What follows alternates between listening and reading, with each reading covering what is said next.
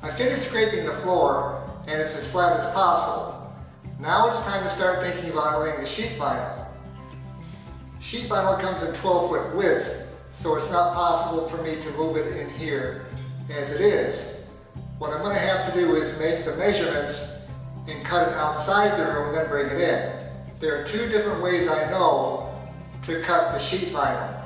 One is to make the measurements out of the room and then cut the sheet vinyl by those measurements. A second way, and the way I prefer, is to use a template.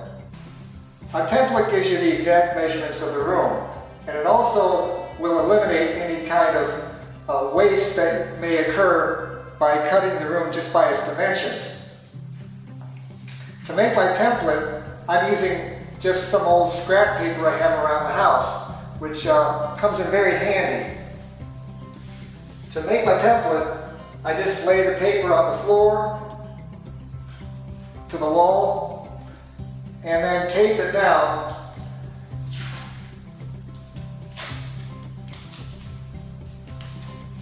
like so that it's flat on the floor.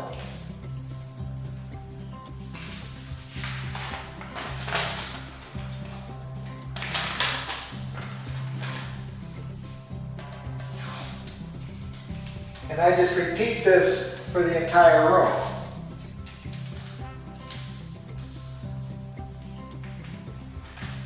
I finished laying down the template and now I'm ready to transfer it to the vinyl for cutting. But before I do that, I'm going to paint my baseboards and my trim around my room. As you may remember, I've already painted the walls, but I did not paint the trim because the carpet was in the way. So I had to wait until the carpet was removed before I could do that. While my template is on the floor, this is a good opportunity for me to paint my trim. As you can see around the room, I put up some painter's tape around the trim to protect my wall surfaces from the paint. I put 2 coats of paint on the trim with a sponge brush and let it dry. Now I'm pulling off the painter's tape and I'm rewinding it onto a spool for reuse later. I'm just scoring the wall with a knife and pulling it back like so. And any defects here, I'm going to repaint later with some artist brushes. Okay, I've finished painting the doors and trim, and now I'm going to transfer the template to the sheet vinyl for cutting.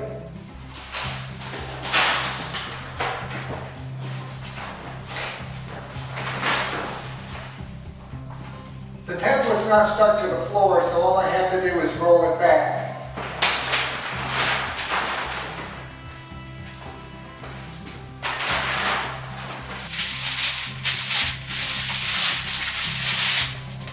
I've taped the template to the vinyl, and now I'm going to make the initial cut to separate it from the roll. This is an important step because if I cut it too short, I've just ruined an expensive piece of vinyl. So I'm going to cut it just a little bit longer than the template.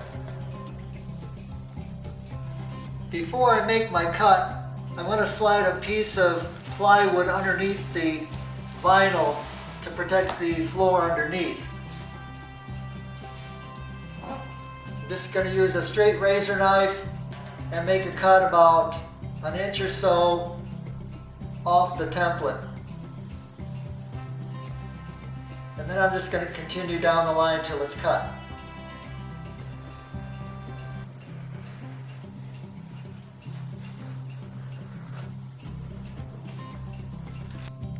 Okay, I've cut the vinyl and I've brought it back in the room for fitting. I only had to make 2 major cuts, one on the south wall and one on the west wall. Peeling back the template, you can see that the north wall is pretty good. It's right next to the wall. There's a small gap on the east wall between the vinyl and the wall, but I can adjust that by just pushing the vinyl back against the wall. While doing the preliminary laying on the vinyl, it's a good opportunity to check for any bumps that may be on the concrete underneath the vinyl. There's one right here I need to get rid of. I've got the north and the east wall set. And now I'm going to trim the south wall. As you may remember, I left the south wall a little bit long. And I'm glad I did because I only have about a ½ inch or so to spare. Now to trim this off, I'm just going to use a pair of scissors. And any residual length I have, I can stuff under the baseboard because baseboards have a little gap between them and the concrete, which is really convenient. Trimming the vinyl is really easy. Just take a little bit at a time and just trim it as you go. Just cut a little bit and then refit it and make sure it's correct. The other 3 walls were pretty easy because they were straight lines. The door frames are going to be a little more difficult because there is no gap underneath the door frames like there was on the baseboards.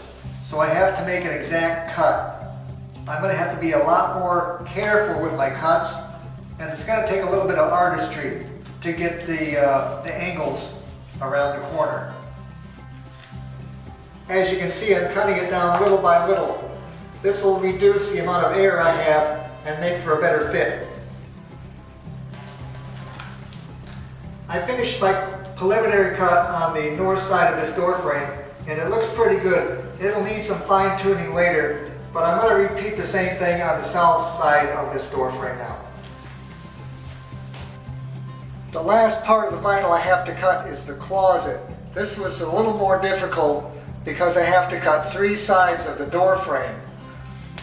To do this, I made a vertical cut here, and then I'm just going to press down the vinyl on each side and cut it along the bottom. The last thing I'm going to do in laying this sheet of vinyl is the threshold. I've left a little overlap between the new sheet and the pre-existing vinyl in the hallway. I'm going to make a straight cut across and make a cut between the 2 sheets of vinyl so it'll make a seamless join between the 2 pieces. And then I'm going to take some adhesive and put it underneath so it will stick to the floor. Vinyl can be held down with adhesive or it can be put down without adhesive. It's up to the homeowner.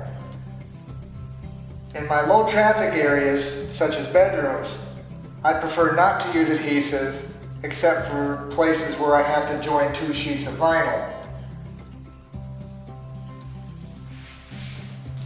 To hold down the edges of the vinyl in my bedroom, I instead am using what are called base shoes or base shoe moldings. And these are small pieces of wood which go just against the baseboards to hold the edges of the vinyl. Using a miter box, I've cut this wall's base shoe to length and angled the ends so it'll fit into the corner. Now all I have to do is fit the base shoe against the wall and tack it down with some nails. I'm putting in nails at about 1 foot intervals to hold down the base shoe. I'm not using regular smooth nails because if I did that, the base shoe may pop out of the baseboard. I'm using instead a white paneling nail. Paneling nails have small ridges on them to help hold down the base shoe.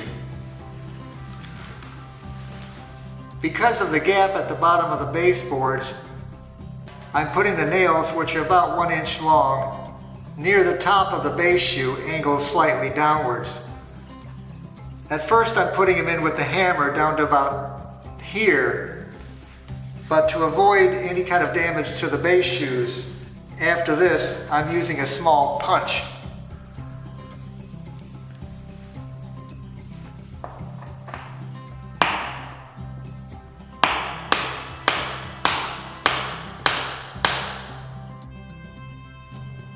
And that brings it flush to the base shoe.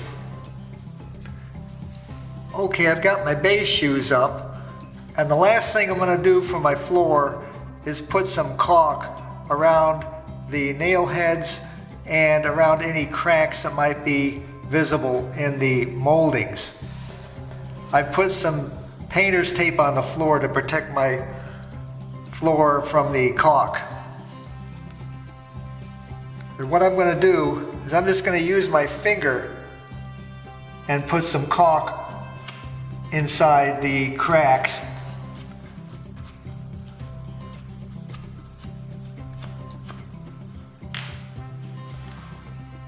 And around the nail heads.